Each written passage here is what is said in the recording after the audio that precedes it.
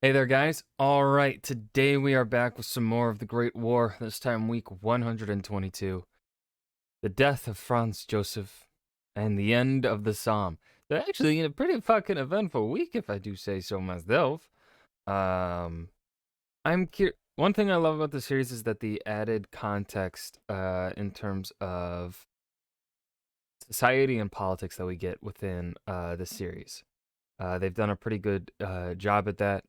Now, it's been a while since we've really gotten that. We got a lot of that kind of like in the beginning of the show, obviously for obvious reasons.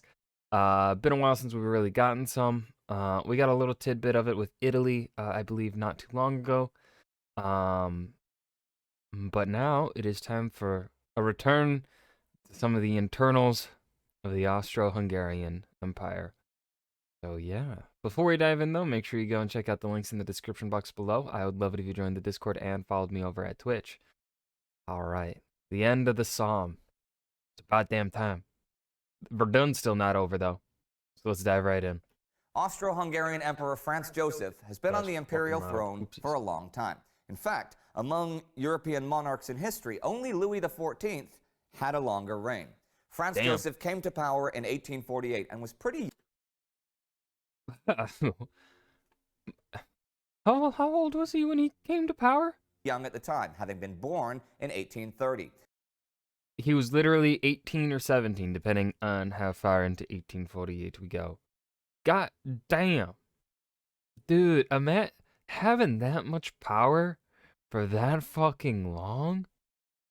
Oh. And he has seen enormous changes in European culture, society, and industry. It was he, at the age of 83, whose declaration of war on Serbia, July 28, 1914, soon spiraled into this world war. And this week, Emperor Franz Joseph dies. Yay! Down with the monarchy. Woo!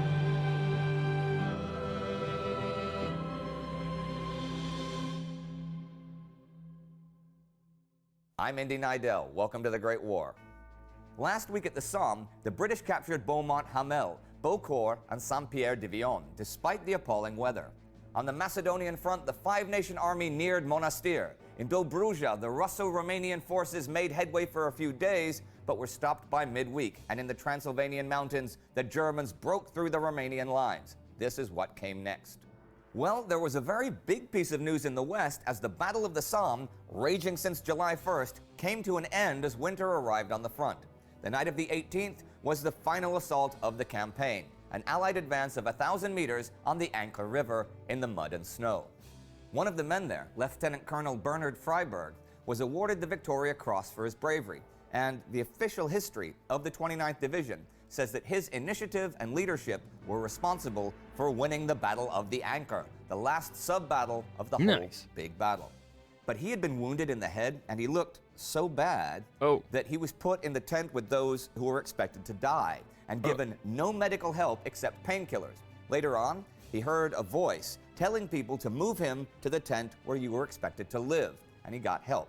Later, though, he couldn't find out who gave that order. But 25 years later, in a hotel lobby in Cairo, he thought he heard the same voice again and asked the guy if he had been on the Ancre in 1916. It was indeed the man who'd saved him. The world is so weird. How does things like that happen? Captain S.S. Greaves. Anyhow, as the Somme ended, each side made plans for new offensives for 1917, in spite of the enormous toll in deaths, wounded, missing, and men lost as prisoners. Robin Pryor and Trevor Wilson in the Somme claim that 1 out of every 2 British soldiers who fought at the Somme either died or were so wounded that they never fought again. Dude, what the fuck? No. They give figures of roughly half German total casualties for those of the Allies, but estimates vary considerably in different sources.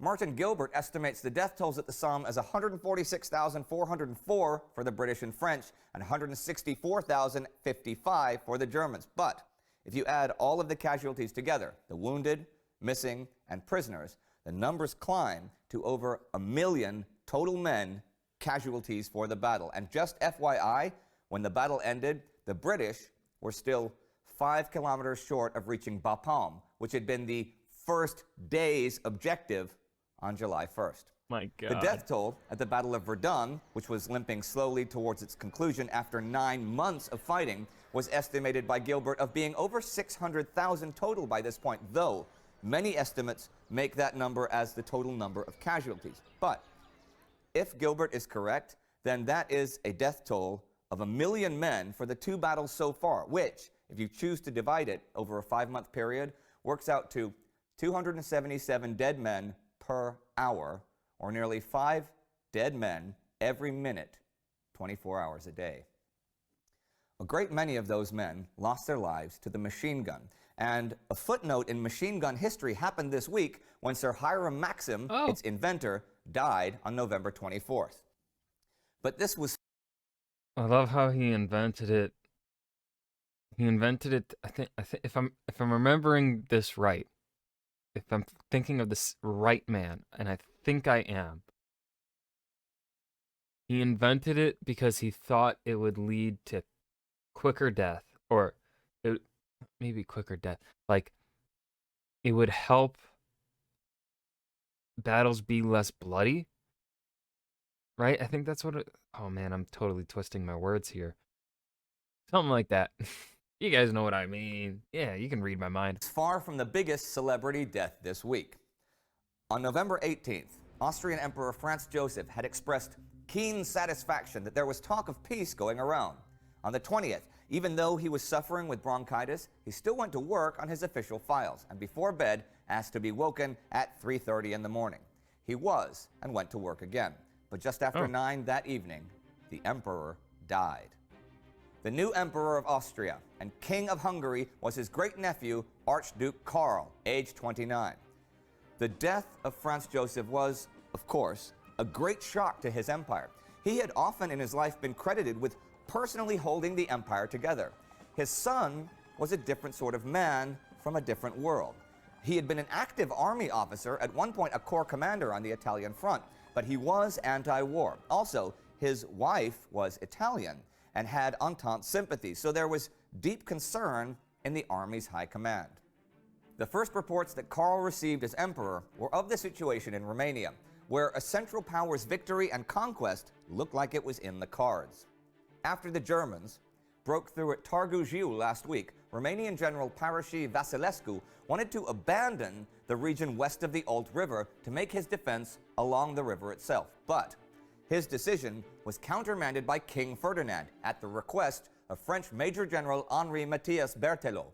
Berthelot had been invited to Romania after the traumatic loss of Turtucaia as an experienced liaison officer. He had even been offered the job of Chief of Staff of the Romanian Army, but had declined.